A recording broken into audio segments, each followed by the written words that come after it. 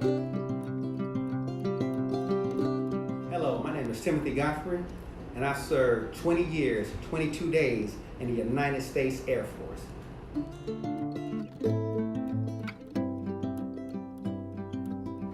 I decided to go in the military because I knew that my parents and myself could not afford college.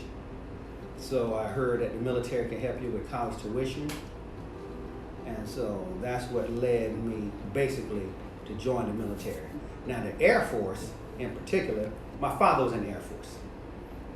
And I had uncles and cousins who were also in the Army, and everyone said, yeah, you want to go in the Air Force because the Air Force is better. Now they said it was just better for me, and my father said he liked it. So therefore, that's why I went to the Air Force instead of any other service.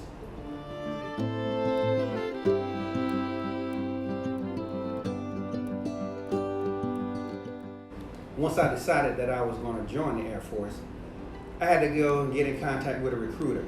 But the good thing about where I was from, and maybe in some schools now, a recruiter actually came to our high school. And I had a chance to speak to the recruiter during like career day. And the school offered the ASVAB. And on the ASVAB, sat there and took the ASVAB. I didn't study for it. If there were study materials, I would have taken the study materials, but I just figured I would take the ASVAB. So they gave the ASVAB at the high school. I took the ASVAB. The scores were good enough to get in the Air Force, and so I called the recruiter back. He had my scores, and we went from there.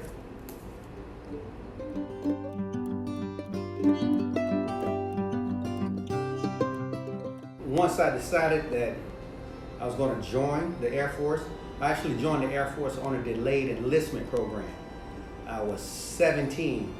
I was on a delayed enlistment program, so therefore my whole senior year, I was basically in the Air Force if I didn't get in any trouble.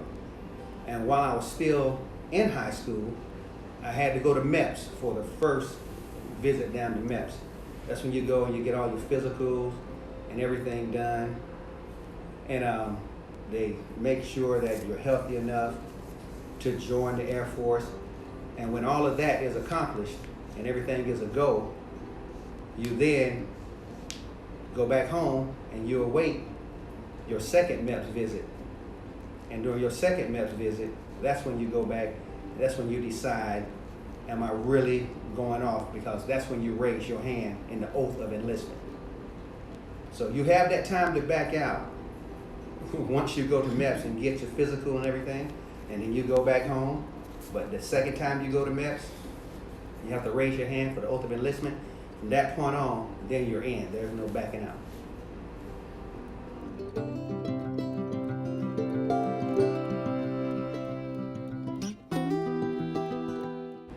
Once I did that oath of enlistment, it was time to go to basic training. And I still had a little time before I had to go. When it was time for me to go, my recruiter actually drove to my house, picked me up, and he took me to Fort Jackson, and it was time for me to go. They did everything else they needed to do.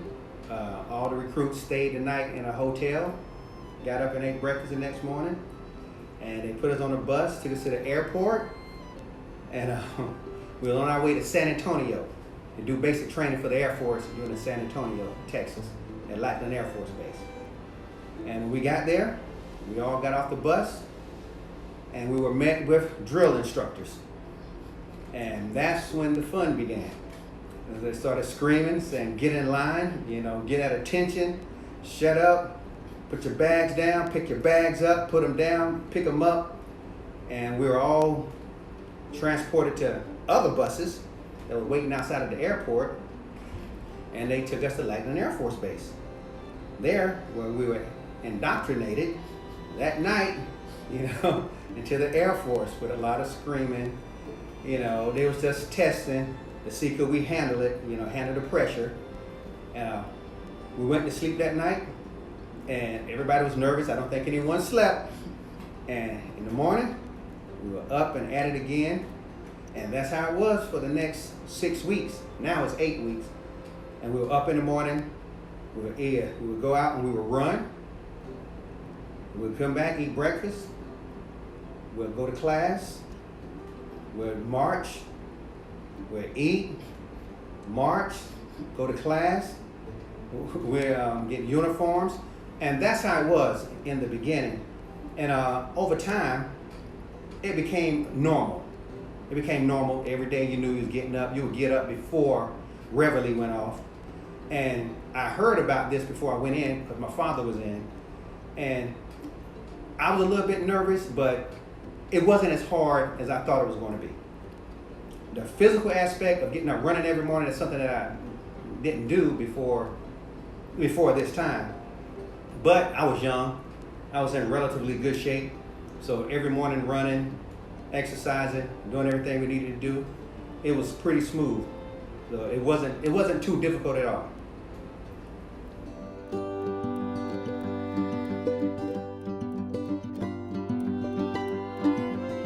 Also in basic training, you got to learn what your job was going to be.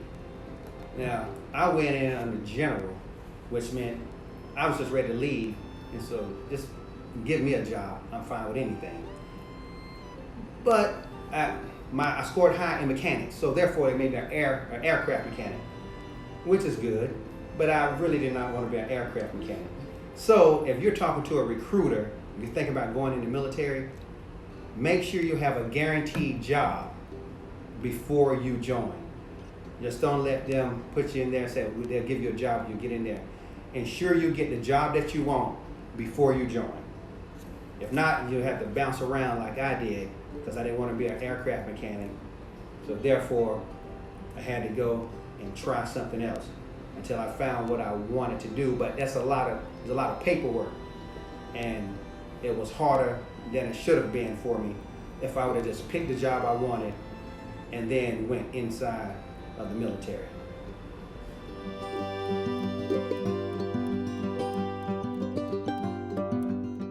And after I received my job, in basic, then you have to go to tech school. That's when you go and learn your craft of the job that you have.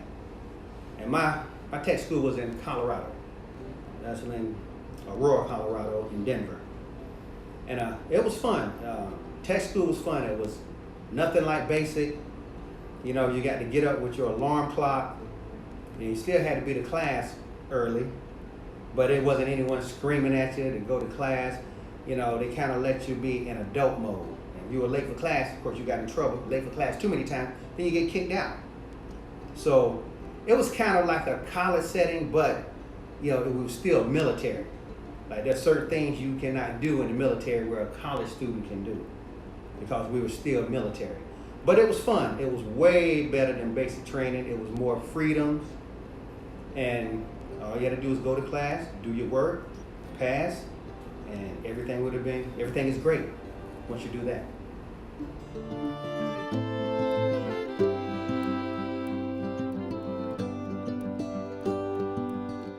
Being in the Air Force, I had learned that there was some things I should have worked on before I came in, but I had a real strict father, so discipline wasn't a problem.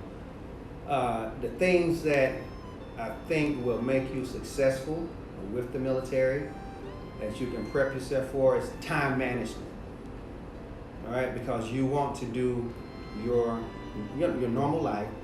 You're not a soldier, sailor, Marine, airman 24/7. You are, but you don't have that uniform 24/7.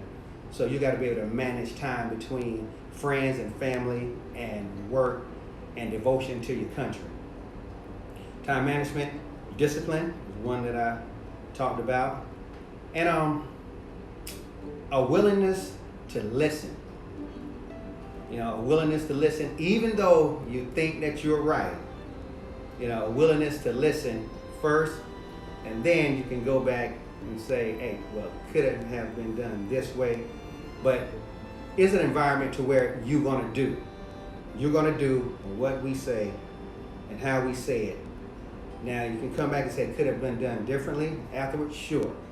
But even though we fight for democracy, the military is not a democracy. It's hey, shut up and color, do this. But it's not like that all the time. But it really cannot succeed unless everyone is on the same page. So everyone can have an opinion, but everyone has to do what they're supposed to do at once. Then we can talk about opinions later. So discipline, time management, a willingness to listen, and a willingness to do will help you succeed in the military.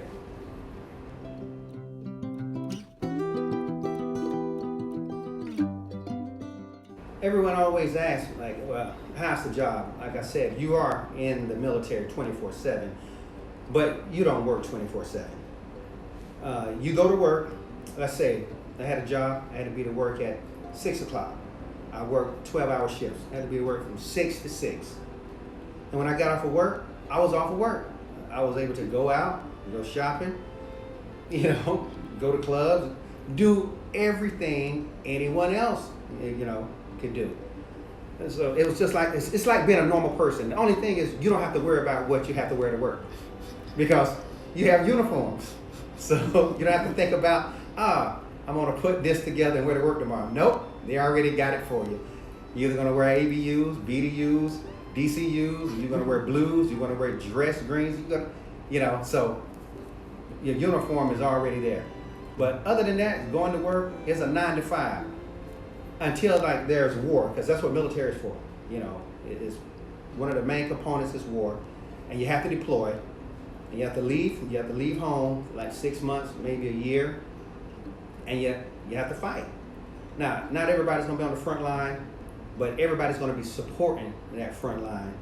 And you have to go deploy ever so often, but that's just the military. Other than that, even when you're deployed, it's still like a 9 to 5 job, because you don't work 24/7 even when you're in a war zone. You get off, because everybody needs a break. You have time for relaxation even over there. Now, the relaxation is not like it is over in the States, to where you get off and you get to go to restaurants and go enjoy your family, your friends, go out to bars, but you do get some relaxation over there too. But other than deploying and in time of war or in time when we're going to support any other thing that the United States support all over the world, the military is like a regular 9 to 5 job. And when you're stateside, or if you're at your regular duty station, whether it's Germany, Japan, because your regular duty station can be anywhere, and it's still a regular 9 to 5 job. You get off, go home, get up in the morning, put on a uniform, go back to work, get off. It's just like a 9 to 5 job. I think my most memorable moment in the military, or should we say the Air Force, was my PCS to Europe, particularly Holland, the Netherlands, and if you don't know that, it is the country that has Amsterdam. It was great. It was my first time in Europe, and from Amsterdam, I was able to drive to like Paris, spent time in Belgium, spent a lot of time in Germany, and just was able to travel by car. Didn't necessarily need to travel by plane. And it was great. We met a lot of friends. Even one of my friends today, I met there. We've been friends now for like 22 years. And just like a lot of the friends I made in the Air Force, I know some friends now for about 29 years that I still keep in contact with. The military is like this brotherhood or this sisterhood of camaraderie, and seeing as though you all went through something together, and being in the military, it's just like this fraternity, and you guys just all mesh, and y'all just keep in contact because you will always have that bond of something in common about being in the Air Force or about being in the military.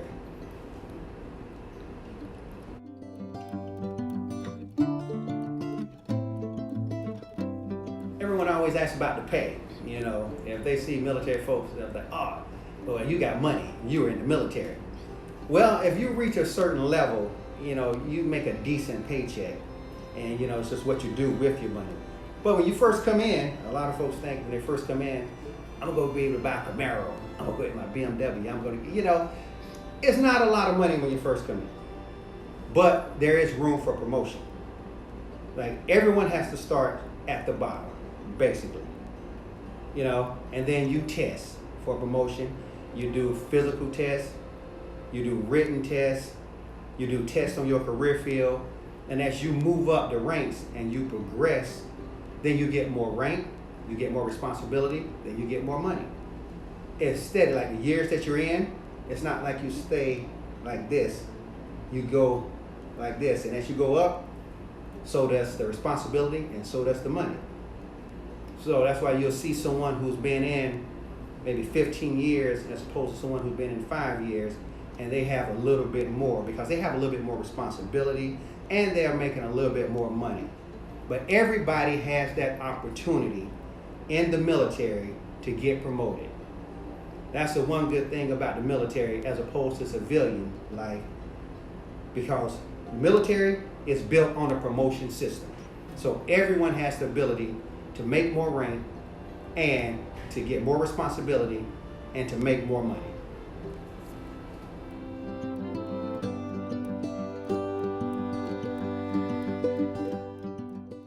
Now, a lot of people say they join the military for college, and so they can pay for college and all of that, and which is true.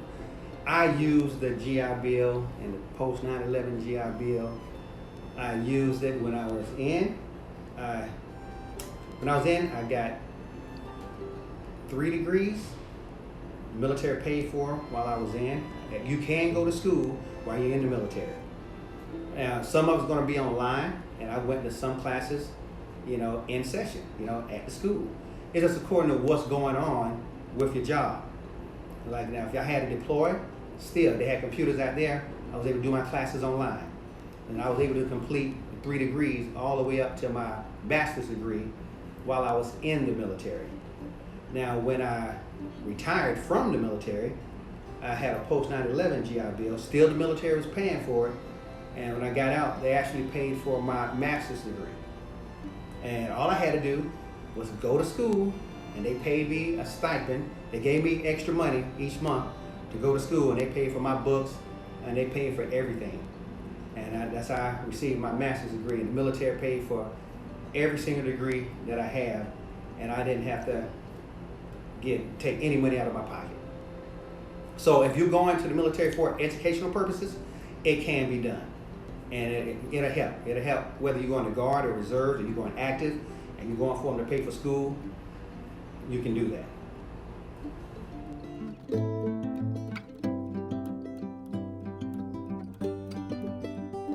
I would tell any young person who doesn't have a direction on what he or she wants to do in life, the military could give you that direction. Let's say you don't have to sign up for 20 years. Some people going for 4 years, some people going for 6 years. It's just give them a direction. Some folks decide, hey, I'm gonna do 20. Other folks get a skill or a trade, because you're gonna learn a skill or a trade, and they decide to get out and go do that skill or trade, or they mature enough to know, hey, now I know what I want to do, so now I'm gonna go out and do it. And the military just give you that opportunity to get money, get paid, doing a 9-to-5 job in the military, get paid while you decide exactly what you want to do in life.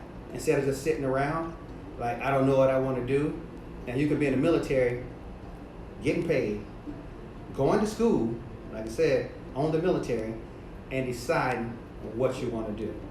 So I always say the military is a good stepping stone. Either progress in the military is a good stepping stone to life, because it gives you that balance, like, of maturity. Because once you get out, you're going to be a little bit more mature, and I think that you'll be a little bit more ready for what's going to happen in the world, and you'll be a little bit more valuable to employers who are looking to hire someone, and you have that veteran stamp behind your name that you did that 4 or 6 years in the military. And you also have that ability to go to school because you were in the military. Questions?